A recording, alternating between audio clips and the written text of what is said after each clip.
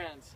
The idea for this memorial arose at a lunch about 15 of us had right before Adam's memorial in August of 2012. We met for lunch and then went over to Duke Chapel, and I was really struck that day at that lunch, and I think everybody there that day was struck with just how unanimous the feelings were among that group that we do something lasting in honor of these two friends.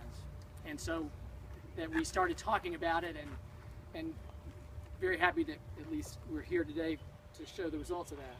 And as I thought about why we all felt that way that day, and about what I wanted to say here, I just reflected on the memory, on why the memory and the contributions of these men compelled us to be here. And my first thought was that the great generosity of both of them, which they showed to us and to each other in big things and in little things, the scales grand and small.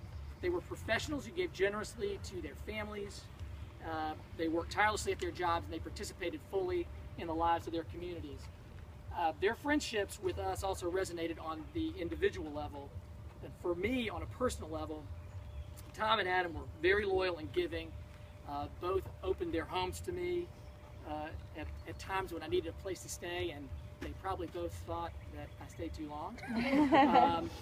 Adam gave me the ultimate gift several times of a 20-something guy and helped me move apartments on more than one occasion, including a really memorable trip from Winston-Salem to Durham in a beat-up step van, which I'd never had driven before. It was lots of fun.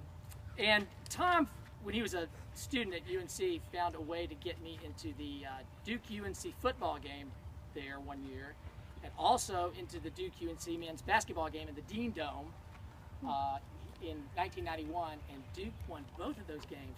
I'm sorry, Cheryl, I said whatever. The second observation I made was that Tom and Adam had a really close and kind of an academic friendship that connected on a heady level that I'm not sure I am smart enough to really understand. They had similar intellectual interests and things that they read and they were interested in. They both liked sports. They both liked football. And Tom played at Duke, and Adam played club football at Duke also. I don't know if many of you remember, they spent the summer together in 1983. I think they lived in Dallas and lived together and worked together the whole summer. They roomed together at least 1 year when we were in college.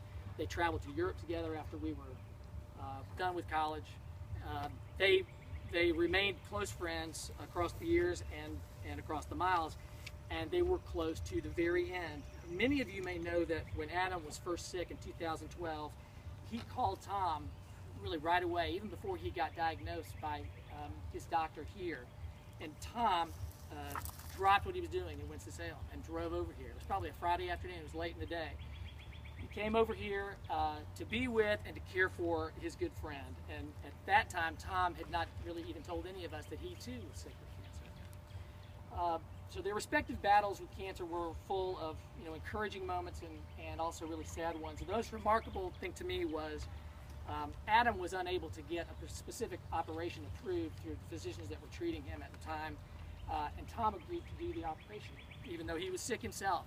And the chances of success may have been small, but Tom knew that we all need hope, and in addition to care, he gave the Fowlers hope when they had very little.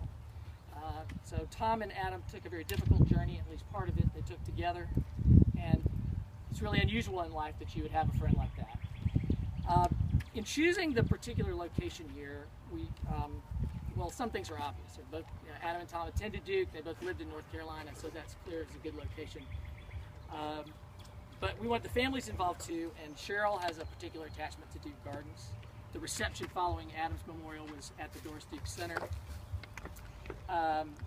And the location here is, this is what I'm told, there's hellebores, which are a widely varied group of plants. They're native, many of them are native to Croatia, and there's a lot of evergreen foliage here, and Lenten roses was probably just gotten through blooming.